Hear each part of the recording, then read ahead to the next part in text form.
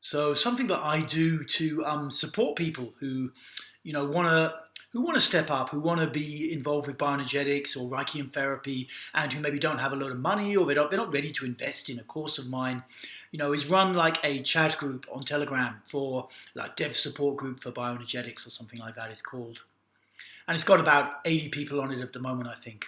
Something interesting happened the other week. Some guy was talking about, I can't quite remember, talking about motivation, and I posted like a link to a YouTube video by a guy called Wes Watson, who's a chap I follow, and with like explaining, oh, this guy is good to really motivate you. And I don't know if you know Wes Watson, but Wes Watson is like a big white dude who's like, who's jacked to fuck basically, and covered in tats, and has been in like I think California State Penitentiary 10 years or something, and had a big kind of spiritual experience through that, and is just super into motivation, bodybuilding, and is like his approach as a coach. He's a coach. Is like really full on, like get it done, do it, move your energy, very strong, and his physical presence is very powerful. I like the guy. I like to watch him, and I find it motivates and moves me. But anyway, quite a few people, when I posted this, were like, were really not agreeing, that this was a good way to proceed, and it led me into, it was a bit of discussion, and it led me into an understanding, that I've developed over time. It made it a bit clearer for me about the kinds of people that you can push and the kinds of people that you can't push, as a therapist, as a fitness coach, as a motivational guy in some way. And that there are two broad categories, because there really are people that, if you push them, and I push, I mean like, getting more in their face and saying, come on, man, move your fucking energy or whatever, whether it's, using swear words, or you're just pushing, you're giving them energy, you're giving them negative energy in a way to move their ass. Come on, man, you can do more than that. Push it. And for some people, that really motivates them. It really moves them. What happens, I see, is that, they go into it, because I know, I've been pushed like this many times, and you go into a state of rage at this person, how dare they kind of come up with this stuff and whatever. And that rage, it's activating emotions which the person is suppressing. And then they start to do them in the exercise. If you're working out, then you put more energy into it, because it's like, fuck you, I'll prove to you, and you're on a journey with it like this. And there's another category of people who, if you push them in this way, or even much more gently, it's not going to work. It's totally not going to work. They're not going to be able to engage with it. They're going to internalize that they're not kind of good enough, and they're going to collapse inside, or they're going to get out of there or whatever. But it's just totally not going to work. And essentially, in psychological terms, what distinguishes these two categories of people is the ones that you can push, and are people who push down on their feelings. Their fundamental defense strategy under stress, under emotional pressure, is to push down.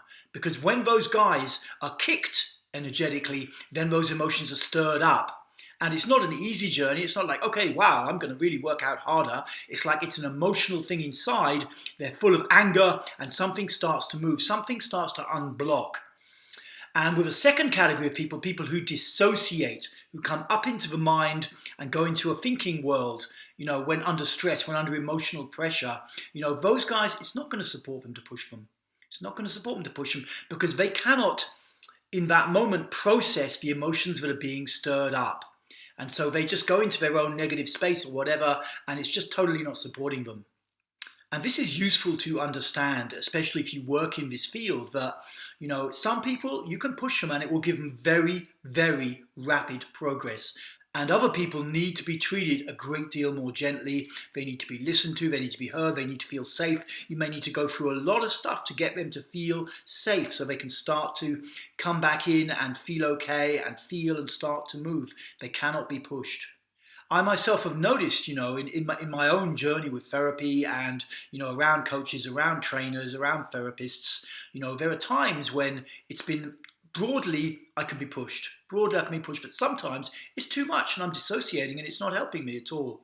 I remember once, about 20 years ago, being on this really intense workshop, a 30-day workshop, and I was like, I can't remember. We weren't sleeping very much, and then one of the coaches is like right in my face, like breathe, because I'm like not breathing. Basically, I'm breathing, but I'm not breathing properly. I'm shallow breathing in this exercise, and he's like breathe, and I just totally dissociated and just couldn't deal with the situation at all. And it was instructive to me looking back what happened, and yet someone who's a bit more of a safe distance away, who's really like pushing into me, I can feel the anger come up, and I'm motivating back. There's like a dynamic. The energy starts to move within me, and of course, one of the upshots, or one of the things I often reflect on in this day and age, as opposed to say 20 years ago, is like how little confrontational therapy is around anymore.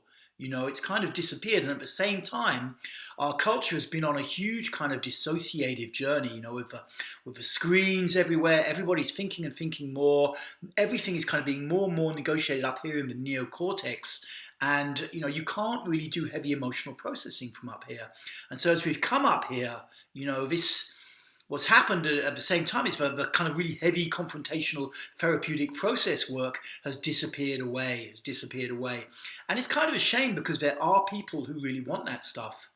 When you look at, say this guy, Wes Watson, I mean, he has like, I don't know, 250,000 subs, which he's picked up relatively quick, and he's an awesome guy, if you ask me. If you look at, say, this guy Dan Pena, who's a famous old, I think, Texan or Texan Mexican, something like this, old oil man. He just makes his living just pounding people, just utterly abusive, pounding them.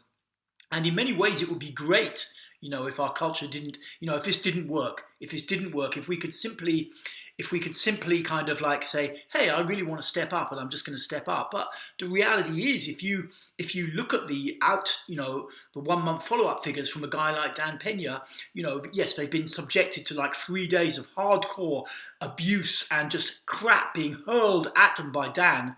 They move their asses. It's like that is an unfortunate fact, but also has to be taken into consideration when you consider motivational coaching.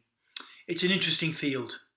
So in my own work as a therapist, I need to know, by feeling into a person, do they tend to leave, or do they tend to push down? And the ones who push down, you can slowly start to stir things up a bit more, and they can work with that energy. It moves them. And with others who start to dissociate, you have to be much more gentle. Okay, thank you for tuning in. Feel free to like and subscribe and all that stuff, and I will speak to you guys later.